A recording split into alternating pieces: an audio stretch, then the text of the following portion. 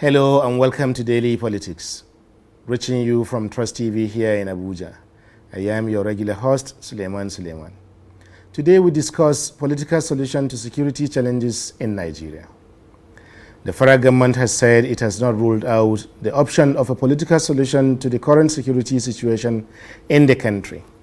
In fact, the Minister of Justice and Attorney General of the Federation, Abubakar Malami, once said, in quote, "The federal government has been using the amnesty policy to tackle some security challenges in the country, and as such, the possibility of a political solution cannot be ruled out." He said further, "As far as security situation is concerned, and as far as governance and this administration is concerned, you cannot rule out all possibilities." Malami's comments have drawn support from socio-political organizations like the Ohaneze Ndibo in the southeast and Afenifere in the southwest. Also, Governor Dev Umahi of Ebonyi State and former Deputy President of the Senate Ike Ekweremadu have both canvassed a political solution to the security situation in the southeast. Again, Sheikh Ahmad Gumi in Kaduna has also canvassed for similar approaches for banditry now raging in the northwest. A political solution was also discussed during the peak of the Boko Haram crisis, and some people still talk about it. So, we are asking today, will a political solution finally resolve all of these security challenges in the country? What forms would such a solution take? And would it be the same across the different security crises in the country? I am joined today in the studio by two passionate Nigerians. Adamu Garba is the Chief Executive Officer of IPI Solutions and also a presidential aspirant of the All Progressive Congress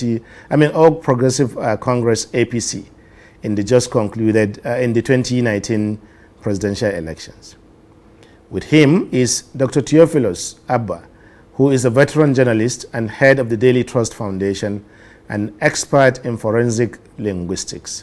As you know, forensic linguistics deals with security matters. But before then, let us take a minute and give you a roundup of politics in the news today. Stay with us. The Senate on Wednesday said that the sovereignty of Nigeria as a country is under threat, saying that Manga community in Takum local government area of Taraba State, northeast geopolitical zone, has been attacked by Ambazonia separatists from southern Cameroon. Resolutions of the Senate on Wednesday were circled to a point of order by Deputy Senate Minority Leader Senator Emmanuel Bwacha, People's Democratic Party (PDP) Taraba South, who drew the attention of his colleagues to the matter that Nigeria's territorial sovereignty is under threat. Consequently, the Senate has called on the military to, as a matter of urgency, swing into action to prevent the eventual occupation of Manga community by separatists. The upper chamber thereafter held a minute's silence in honor of those killed by Ambazonia separatists from southern Cameroon in Manga community, Taraba State.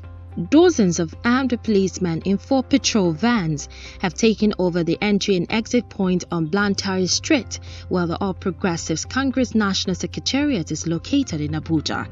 It was gathered on Wednesday that the policemen, who were complemented by officers of the Department of State Services, are at the location to forestall possible breakdown of law and order. According to reports, security officials mobilized in response to security reports about a planned protest by members of the APC against the party's leadership over the conduct of the recently conducted ward, local government and state congresses. A former senator in the 8th National Assembly, Dino Malaye, has countered some governors who are agitating for indirect primaries in the 2023 general elections. Recall that the Senate, after thorough deliberation by both chambers, recently passed a harmonized version of the Electoral Act Amendment Bill 2021, which allowed for direct primaries as a means of returning democracy to the people. But some governors of the opposition People's Democratic Party kicked against the move, calling on the lawmakers to reverse the law. Dino, in the video on his verified Facebook page on Wednesday, backed the lawmakers, explaining that it is a better way to allow Nigerians choose their leaders. Welcome back. If you are just joining us, this is Daily Politics. And now let's get to our discussion on, of course, a political solution to the security situation in Nigeria. The presidential candidate, Malam Adamu Garba, let me start with you. Recently, you wrote an article canvassing for political solution to, or at least some form of, dialogue or non-use of force for some of these security situations. You named all of them. What was the motivation behind that? Yes, the motivation behind that comes from the fact that we are a nation state. Okay. And a nation state based on U.S. establishment, UN standard, is that the responsibility to protect the citizens is vested on those constituted authority, the president, governors, and co. Now, we now have a crisis, an internal crisis, that we thought maybe by use of force, we can have a quicker and fast way to solutions to the problems. But eventually this is extended, you can see from 2009 up to this very moment. The crisis don't seem to abate. It still keep increasing, choking a lot of money from the national posts that are meant for development. And any internal crisis, to the best of my knowledge, shouldn't be a war. Because when you look at what causes, the causes of all internal crises globally, by history, are pushed by two things, economic reasons or injustice. So if citizens are complaining about lack of economic opportunity, the government have responsibility to provide the necessary ways for this economic opportunity to be available. And if it is not there, the government also owe it a responsibility to citizens to let them know why it is not available and what can be done to make it available, even if they want to mainstream the citizens in those actions. If it is pushed by injustice, like the major cases we see in Nigeria today, find a way to fix the problem.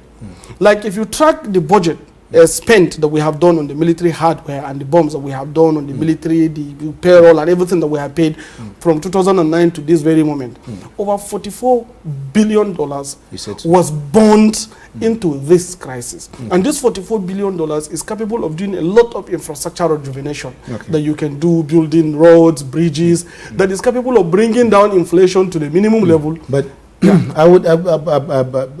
it is fine to say economic reasons and injustice. Yes. And virtually everyone in Nigeria claims that, he has been harmed in some way or he's not had the opportunities that they should have. Yes. But where does that leave security challenges of the kind such as Boko Haram, where a religious ideology is also an integral, if not more important part? Let me explain this to you. You see, Yes. we need to call a spade a spade. Okay. Terror is an international franchise, wherever it is in the world. We have a terrorist group in Afghanistan that we call them Al-Qaeda. Where are they today? What about the Taliban after 20 years? The United States withdrew. We have Nusra Front, we have Akani Network, we have ISIS in Syria. What took them off? So terror thrives where there is opportunity for terror to thrive. When there are injustice and poverty, terror can always be able to thrive based on international interests that have particular reasons why that terror should thrive at that particular moment in that particular location. So what we should do to be able to ameliorate the situation is to get into that particular situation that allow terror to thrive and neutralize it so that terror cannot thrive. Boko Haram, no matter how we want to see it pushed by religion, the weapons are not brought in by religion. The people are not paid by religious bodies. These guys were funded extensively to be able to orchestrate terror against the state. It means that there are some certain interests that is helping them to be able to thrive and stand. So why won't the government look into the way out of this by looking holistically into the situation, addressing the problem, the sincere grievances of the people of those areas, while neutralizing the international interest that was otherwise aiding them to come and perpetrate terror in our land. Those are the things I think we should look at. But Dr. Abba, if there are interests that are funding and supporting, behind many of these security situations, or even that of the Boko Haram separately, where does that take us with a political solution? Would this interest buy into a political solution? Well, it's quite interesting the way His Excellency is, looking at the situation, because there will always be interests, but like you said, the state will need to protect the people from these interests.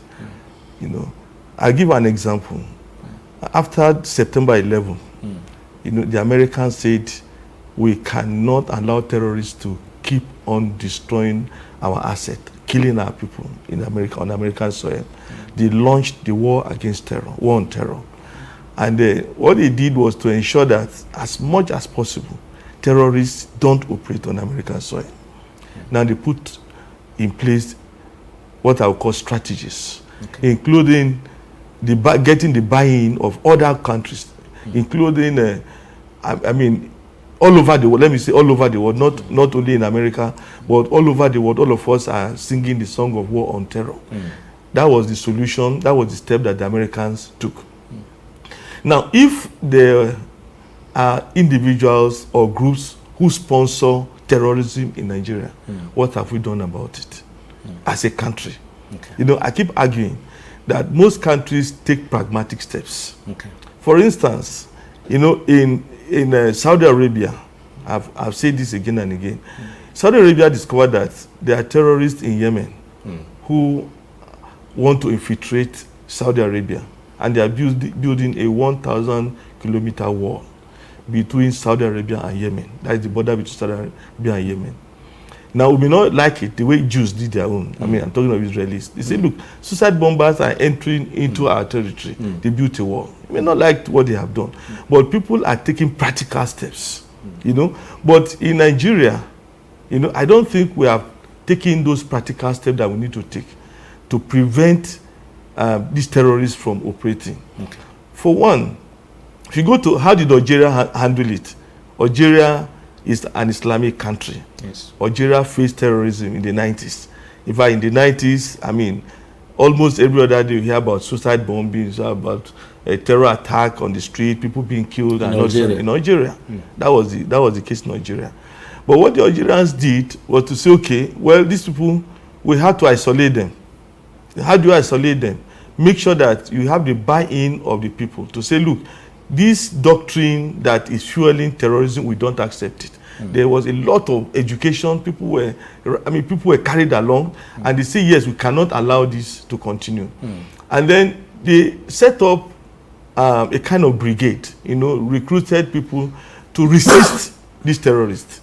And it was after they had resisted the terrorists that they now said, okay, those who wanted to surrender should surrender, and they grant amnesty.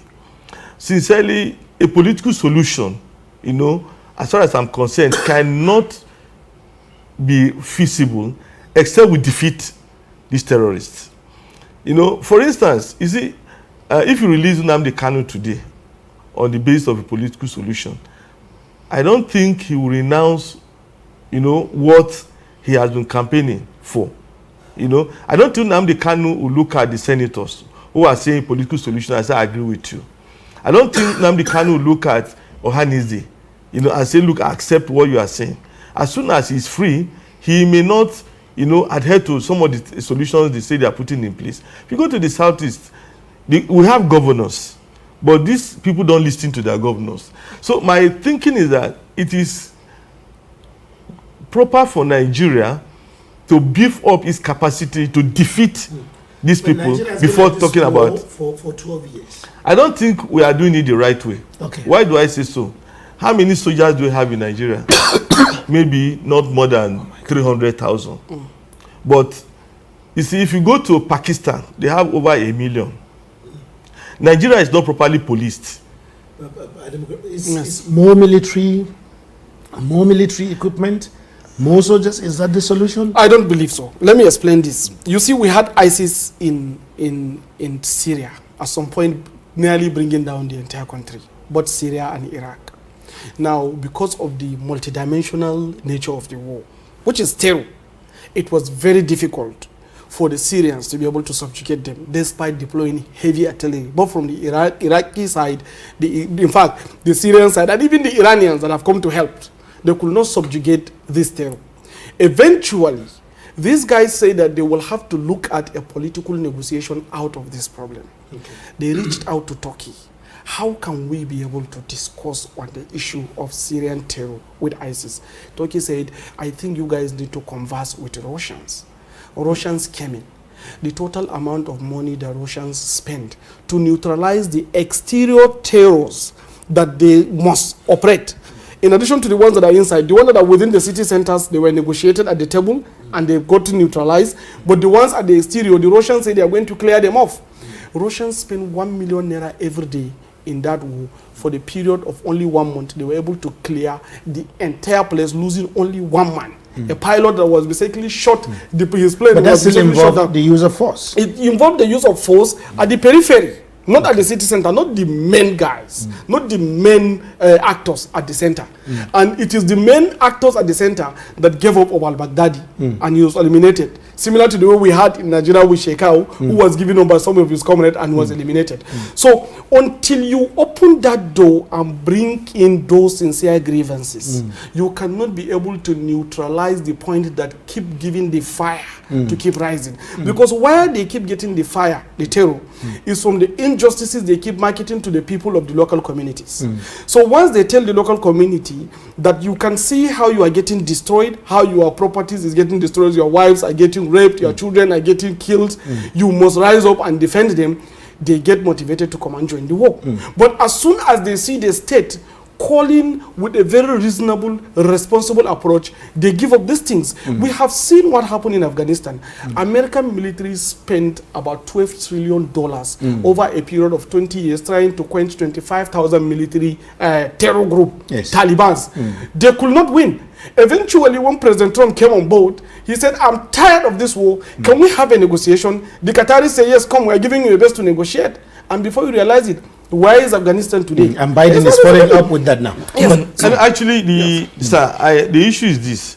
You talked about what the Russians did. You see, most terror groups have their stronghold in rural areas. And that's what we are facing in Nigeria. Yes. But you said that the Russians were able to eliminate the terrorists in the rural areres. The peripherals. You see, until you defeat these people at that level, you cannot bring them to the negotiation table. Because as long as they can operate in villages, as long as they can enter Sokoto, as long as they can enter Katsina, rural areas, and still mobilize funds, and still, compel people to pay tax. As long as they have these resources, they will not surrender.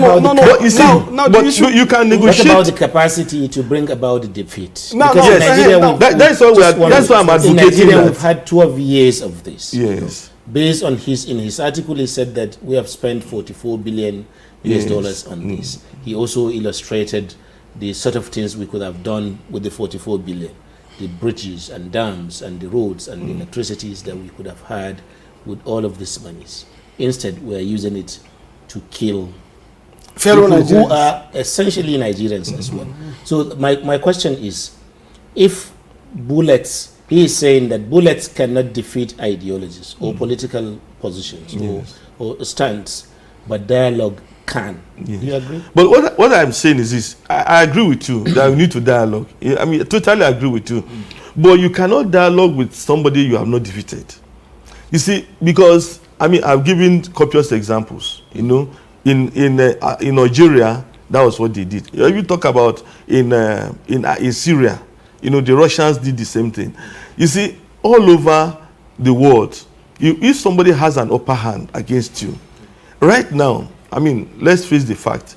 These people, we have said we decimated them, we degraded them, we use all sorts of adjectives and adverbs to describe them. But in reality, they are still resisting. Look at what happened, killing a general. You see, which means that we don't have that upper hand. And unless we have brought them to their knees, their leaders will not want to negotiate. If you look at the Second World War, you see. So negotiation must come after some level of victory on the part of the military victory on the part of the state. I think we have the capacity, to recruit more fighters. Let me put it that way. You see, for instance, you go to a community. Is the problem fighting or other issues? Because part of the things you said in your article is that lots of money have been budgeted, but they found their ways into private pockets or some corruption. Of course. So if you have corruption in a system such as this, how is defeat ever likely? Because it becomes, the interest of those who are benefiting from it to not have defeat. Because defeat will end the situation. Therefore, there are benefits. So how does that work out? Yes, you see, in this case is this. We need to just look at holistically this terror. As I mentioned earlier, you have injustice and economic motivations that bring about this kind of crisis. Now, from the external perspective, the external actors, they come here for economic reasons. We know the total amount of value of resources that is domiciled in the present place where banditry is taking place. Similarly, we know the major objective behind some of the crises that is happening from the southern part of the country. Now, these are economic motivations from the external actors, and from the internal actors, injustice. Now, what you do to stop this is when you open the window of negotiation, the external actors are the first set of people that your foreign policy is supposed to reach out to.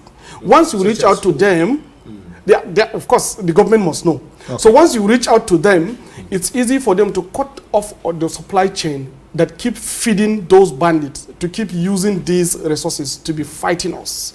Because when they don't get the bullets, the bombs, and the armors they use against us, the war is ended.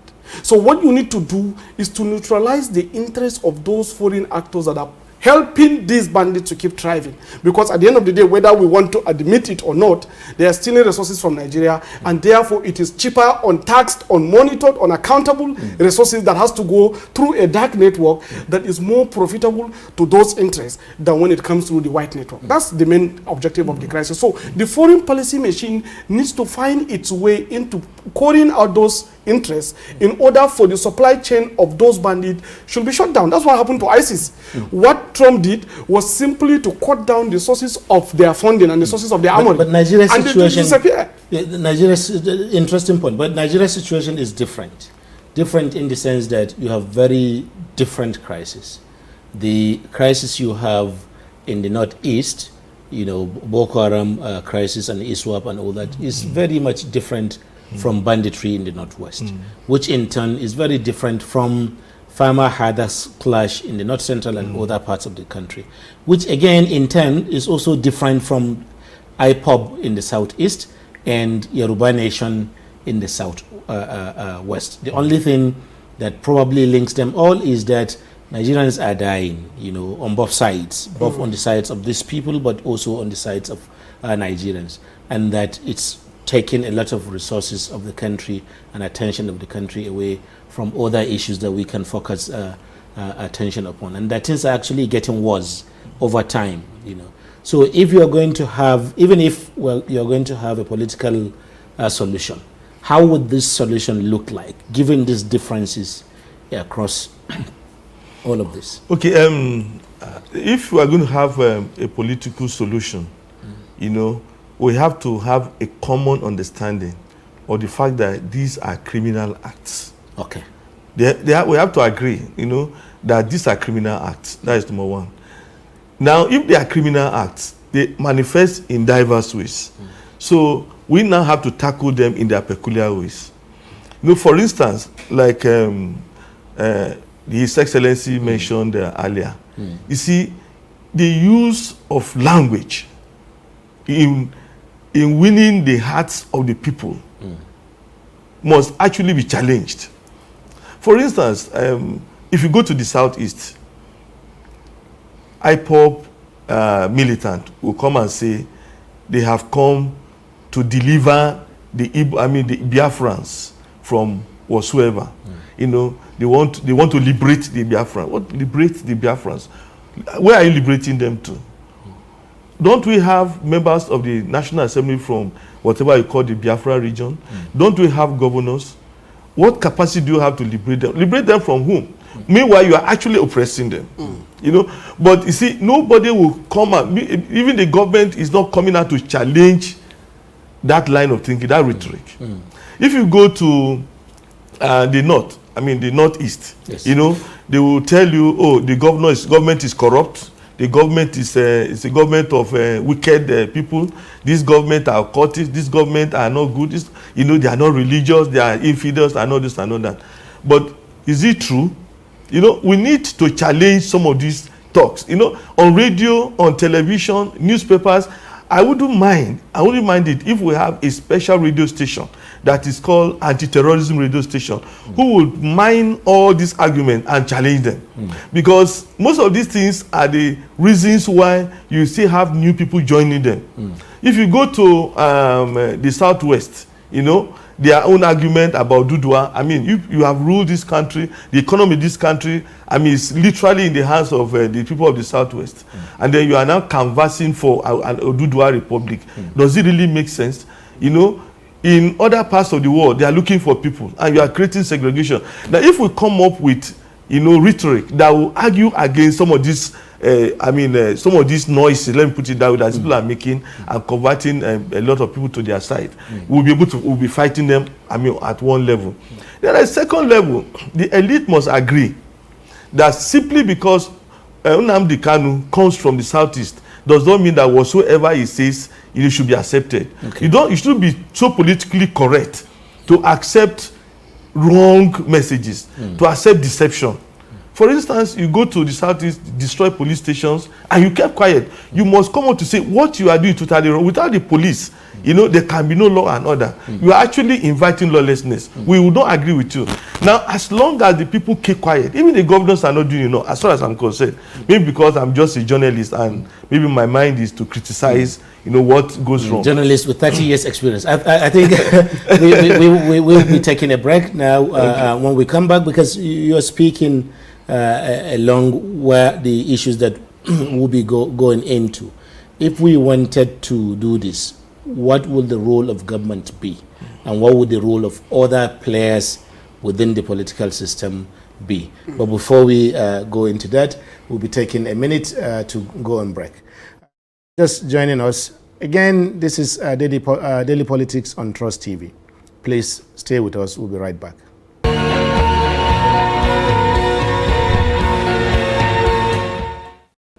Welcome back, and thank you for staying with us as we discuss political solution to Nigeria's separatist agitations. But we take a broader definition of separatism, because even the Boko Haram in the southeast, they want to form, you know, their own country. So that's a kind of separatism in itself. So that takes us deep into our discussions. He was talking about the practicalities of a political solution, if we will agree at all. But there's an issue about that. Many Nigerians, if you talk about the political solution to IPOB, for example, or Yoruba Nation, for example, they are likely to agree. But if you take if you say political solution to banditry or political solution to Boko Haram, people are likely to disagree with you, and disagree very strongly. How are you going to resolve such situations? Yes, because one thing, I like the point he made about counter-response strategy. Okay. Very, very fantastic point. And because of the situation that we have in the north, for instance, the banditry, you see, before you can identify a movement, they must have leadership, they must have a name and an objective. So when you look at bandits, who is the leader of Nigerian bandits? What is their association name? They have individual leaders. So they're individual cells. Okay. So with this, you hardly define their objective. So finding a kind of a political solution around... Well, can't we get their objective from their actions? Yes. For example, their objective is just lawlessness. Their objective is nihilism. They have no value to life. There is something that is foiling this objective. You see, this is one of the serious problems we've been facing in Nigeria since independence. Immediately we got independent, we had that same issue that we're having today. Okay. That divisional tendencies, where we have the north, the south, and the east contesting for different power blocking, and eventually we have coup, we have counter coup, we have this arrangement that has been coming, you know, all over. And if you check, even when we come into democratic dispensation, a Yoruba president with OPC, northern president with Boko Haram, that's the Yaradua. Now you now have a Niger Delta crisis with Jonathan, and we have Buhari with the Fulanis. Who knows who will meet the next president and what kind of crisis is going to come. Yes. It means there is something that is voicing out. Things are changing. Some people that were in the villages before that are unheard of, now technology has brought them forward and they are voicing out their minds. I believe the best way to address this problem is to begin to accept the country as what it is. What it is, in the sense that there are a group of federations that actually make up the country.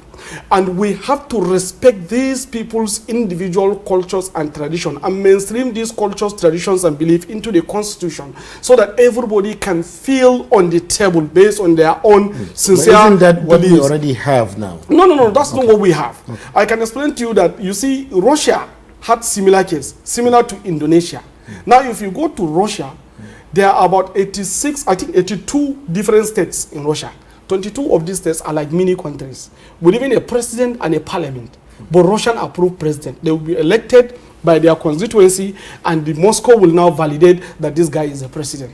What stops us from deploying this solution? If the Biafrans say they need Biafra, what is wrong in having a Biafran republic in the Federal Within Republic of Nigeria? Okay. What is wrong in having Oduduwa Republic in the Federal Republic of Nigeria? What is wrong in having Islamic Party in Borno?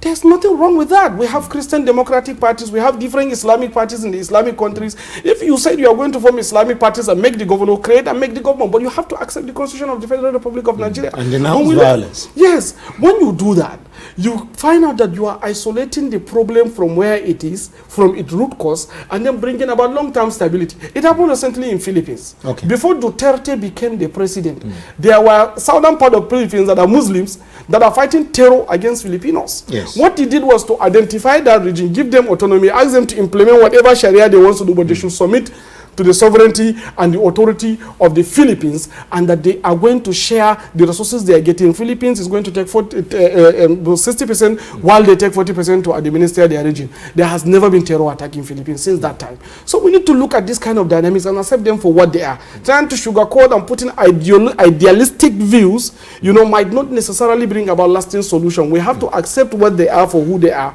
and try to mainstream them into the system so that if you ask that I am a Biafran, they say, yes, there is a Biafran Republic and you are a Biafran, But you're it's also not a problem, but you're also a Nigerian. So These things can happen. It happened in many countries. So these are very interesting ideas. But it's one thing to have ideas such as that he is expressing now. It's another thing for those ideas to become dominant within a political context such as ours. You know, so how, for someone who has worked in the media, first of all, what do you think of these ideas? Do you think they can work?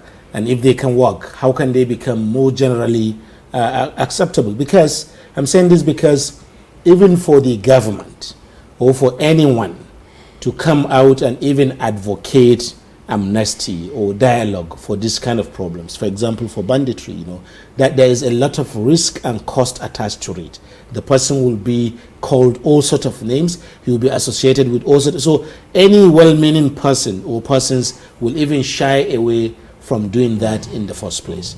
People prefer the same old ideas that may not necessarily work or that have been shown to not be working over time. So how can you push these ideas to the forefront of discussion? The issue is that you see, we must admit that the people who are causing this problem are a minority. Okay.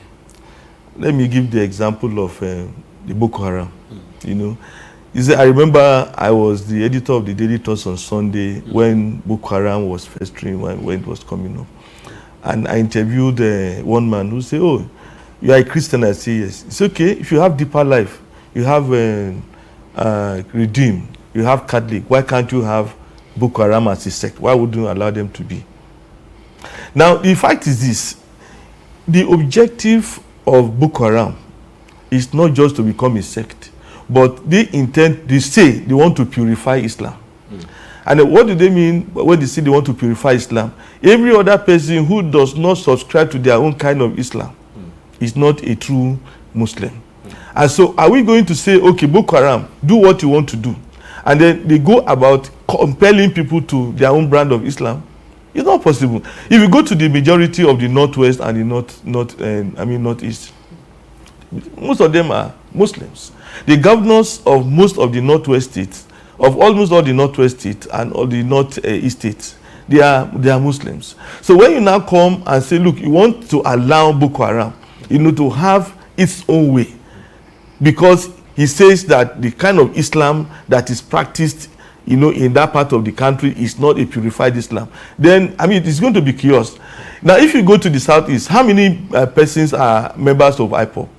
I mean, it's not more than maybe 300,000. I mean, and it's a large number. It's a large number, but are we saying that you cannot fight 300,000 people to death? Yeah, you can. But what I'm saying, but are you saying that everybody in the South is subscribes to what IPOB is saying? The answer is no. It's not everybody in the South that subscribes. Like the example you gave about Philippines, it's an area. Is a community. They identify themselves as this is what we are. We're a majority Muslim. Okay, we now have your own state. It's not like, creating states. You will have 36 states. So I think that, you see, we may have to educate. I mean, or help them to understand that your kind of. But the idea that I don't want Western education. The idea itself. Yes. It's harmless, entirely harmless. You don't want Western for yourself, but you shouldn't compel others. No. Even to say that you don't want Western education for other people is also entirely harmless. The issue is when you take up arms and compel to say others. that you want to enforce that idea. Yes. That's the problem. So a political solution will be, for example, that, okay, you advocate for your idea. Go and just campaign for it. If you find enough people who are stupid enough to believe in what you are saying, they will follow you. But you have no right whatsoever Why we are complaining is because of the violence. That's why we are complaining. Exactly. That's the problem. You can do your that's what campaign. A political solution will bring to an end. Yes. Am I correct? That's very, very correct. Because that is if they isolate violence from it. Because religions. I'm a Christian. We do what we call evangelism. Okay. We meet anyone. So, how are you? We are Christians. Yes. This is what we are bringing. Jesus Christ. This and then it's okay. Accept. If you don't accept, you go. I go now. But if I now carry a gun and say, if you don't accept, you are dead. That is why we are in trouble. That's why we are complaining. If it were not. So I'm thinking that, you see, if we admit it, that a political solution will include allowing people to do what they do, or we're actually putting at risk the lives of people. So because as long as we don't impress on these people that the state is superior to them, or the state has superior powers, it's. We are not going to. The superiority of the state has to be demonstrated.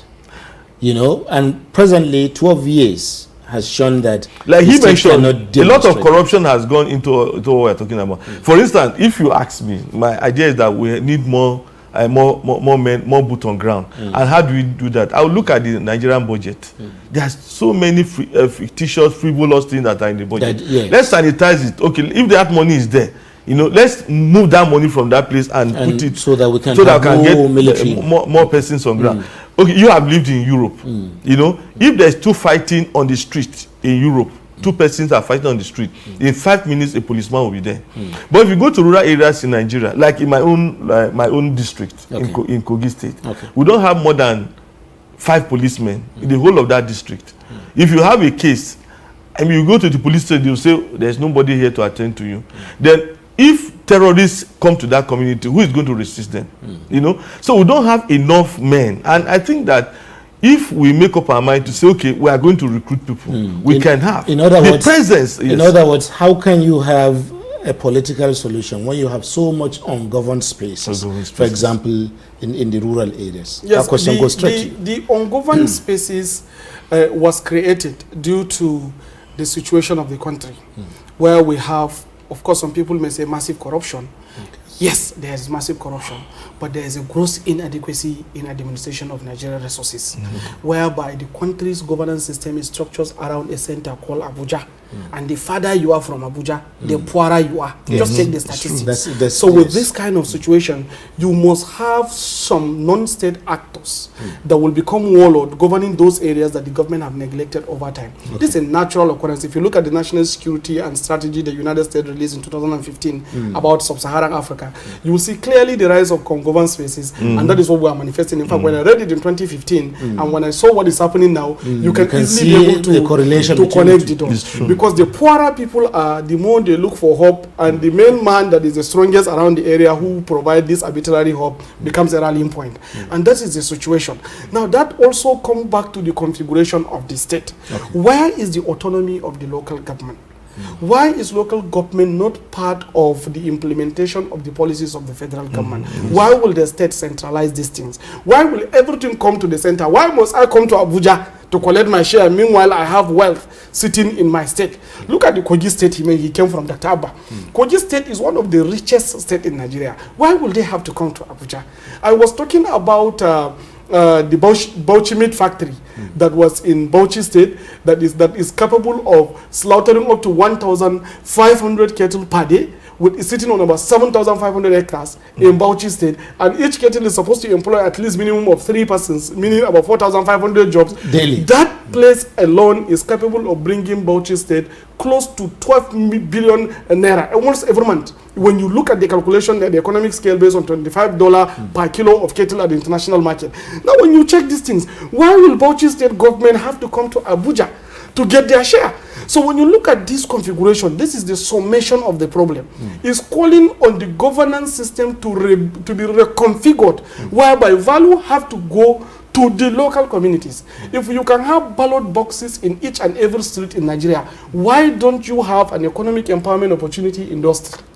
So it becomes the fact that the politicians need to be sincere, the policy making and the policy implementation need to be decentralized, and the constitution needs to accept this decentralization procedure appropriately by targeting each and every region with an incentive to be able to produce. Like if you check, when you go back to the case of Boko Haram, for instance, that's what they fed on. When the ideology was imported into Nigeria in 1979, it was very clear. You will see that they are looking for a rallying point. I think the first place where they landed was in Kaduna, but Kaduna was relatively healthy and people are rich, and we have 1,500 factories that are doing textile. Nobody is willing to listen to those kind of jobs. So nobody went in there. And when they went to Kano, you have over 5,000 factories in Kano. Nobody was willing to join. So they had to go to Maiduguri. Then Maiduguri was also a rising.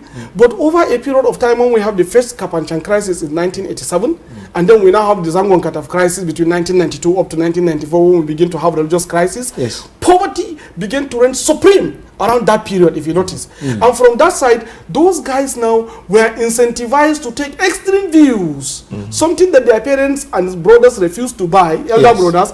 They were now inclined to going into it. That's what brought about this Muhammad Yusuf's evangelism at that time. So as immediately we entered into the democratic era, at that time there were a little bit of pressure, and for the first time, they had the opportunity to voice themselves out because of democracy. You're saying that economic reform must be part of the political solution. In fact, the biggest problem that Nigeria is facing, that is also that is causing the so-called, or that is making people to feel like the so-called injustice is available, is because of lack of economic opportunity. Thank you. This takes us straight to where you left off before, de-radicalization. It is one thing to preach, to have counter ideologies and to spread these counter ideologies through the media. But if people don't have jobs, they don't have economic opportunities in the rural areas, do you think political reform will work? For example, the amnesty that we have seen in the country, it has been associated with, some economic agenda or economic opportunities, getting people into school, getting people to learn all sorts of vocational jobs, giving them opportunities and so on. In that case, the bill for political solution might in fact outweigh the bill for military solution that has now failed. Do you think so? Well, it's totally true, because like he mentioned, most of those who joined Boko Haram, they joined because they were given a sense of belonging.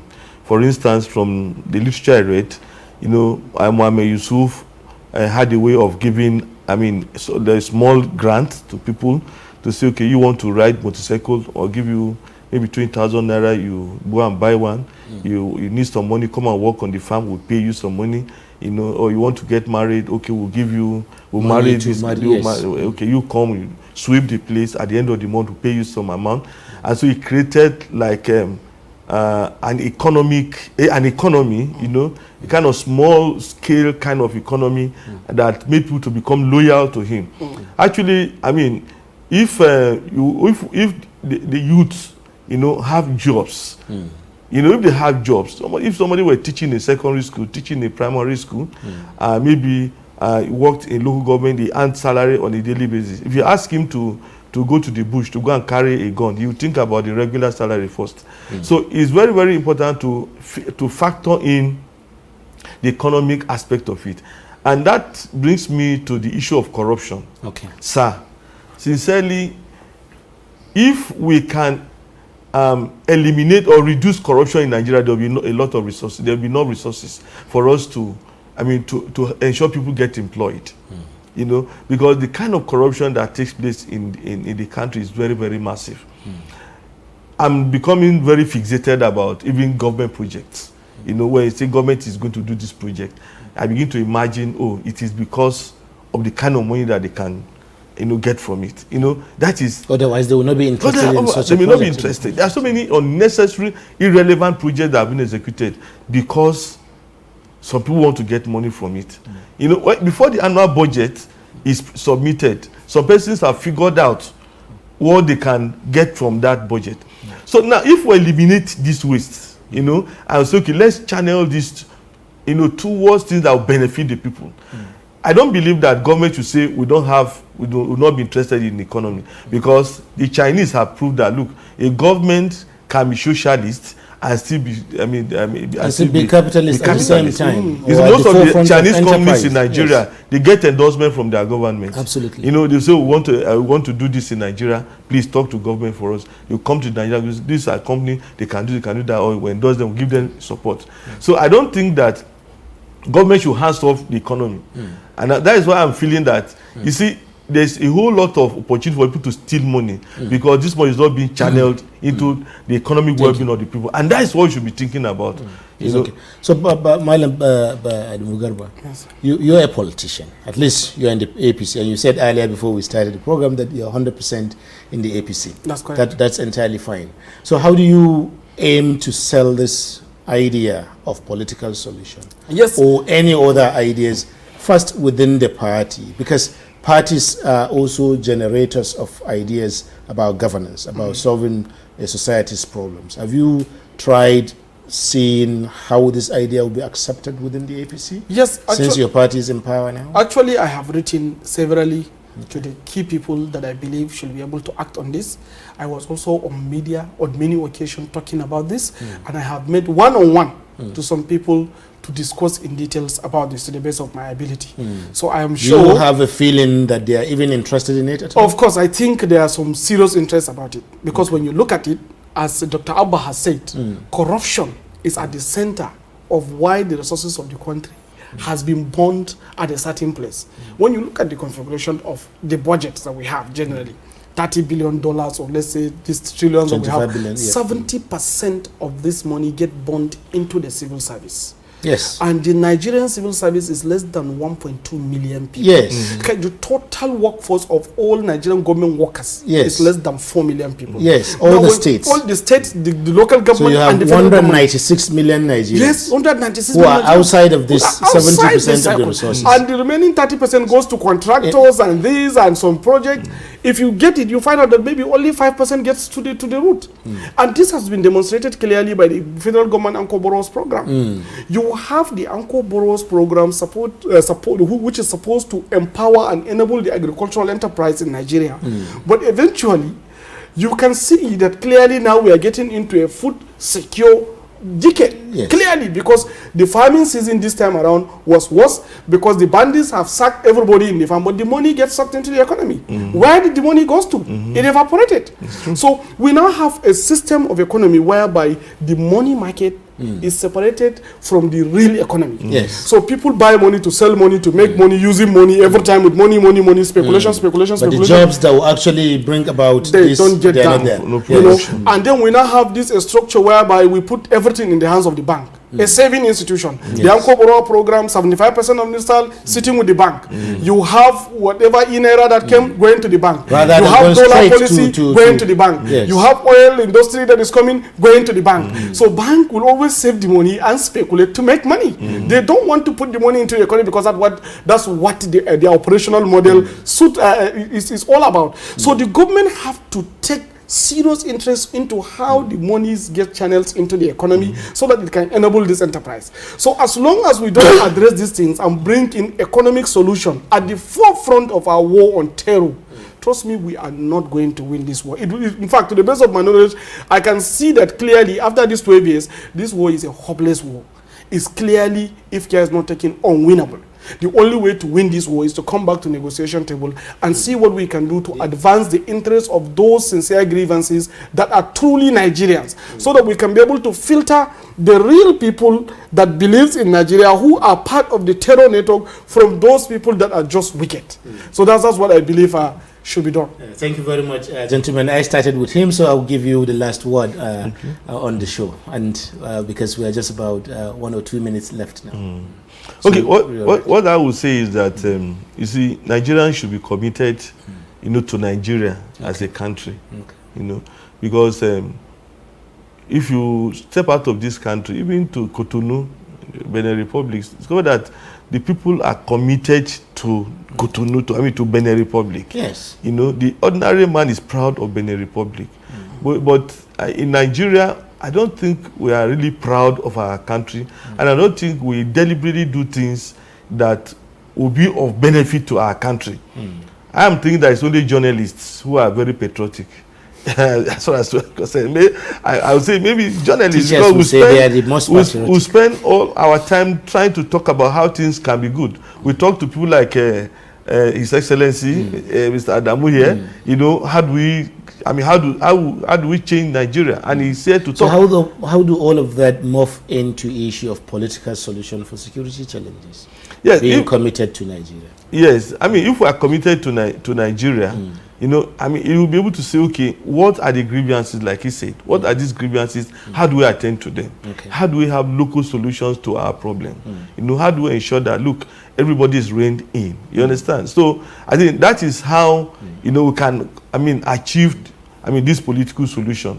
But as long as the political solution, let me put it, my cynical way, is to enable some persons negotiate and get some commissions, then no way. No way. So if we want to do a political solution, we must do it right, and yes, we must because we have seen political solutions even in the south, in the south, where a lot of the NDDC was a political solution. Okay. But you know how much entered to NDDC?